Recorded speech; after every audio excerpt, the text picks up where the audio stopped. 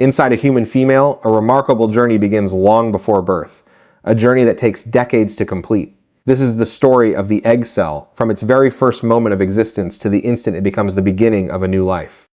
The story starts in the womb, not the mother's womb, but the egg's own beginning. When a female embryo is just 5 to 6 weeks old, special cells called primordial germ cells begin a long migration.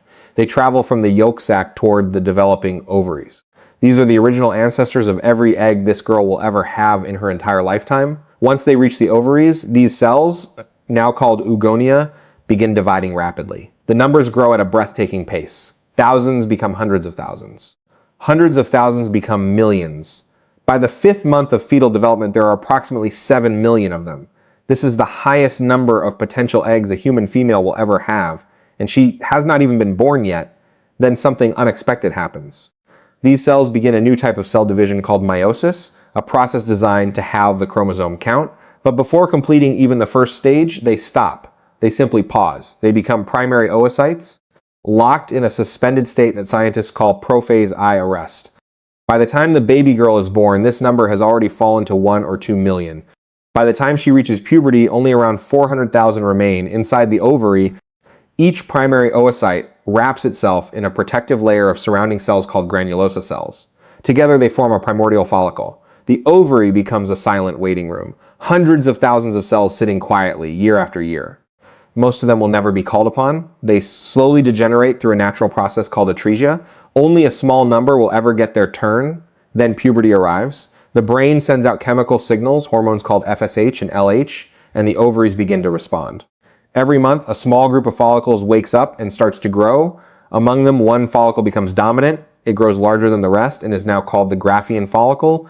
Inside it, the primary oocyte finally resumes the meiosis it paused years, sometimes decades, ago. It completes the first stage of division and splits into 2 unequal cells. The larger one is called the secondary oocyte.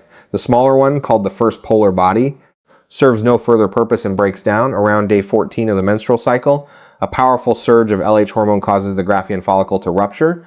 The secondary oocyte is released in a rush of fluid. The soft, finger-like projections at the entrance of the fallopian tube gently sweep it inside. But even now, the journey is not complete. The secondary oocyte has paused again, this time in the middle of its second meiotic division, waiting in a state called metaphase II arrest. It is waiting for one specific event. If a sperm cell reaches the fallopian tube and successfully penetrates the outer layer of the secondary oocyte, that waiting finally ends. The moment the sperm enters, the oocyte completes its second and final division. A second polar body is expelled, and for the very first time in its long journey, this cell becomes a true complete egg, called an ovum. The genetic material of the sperm and the egg come together. Chromosomes pair up. A brand new, completely unique human genome comes into existence. Life has officially begun from a primordial germ cell in a 5-week-old embryo through years of silence, through one brief window of opportunity each month, and finally to the moment of fertilization. The human egg is one of the longest lived cells in the entire body, and without a doubt one of the most extraordinary.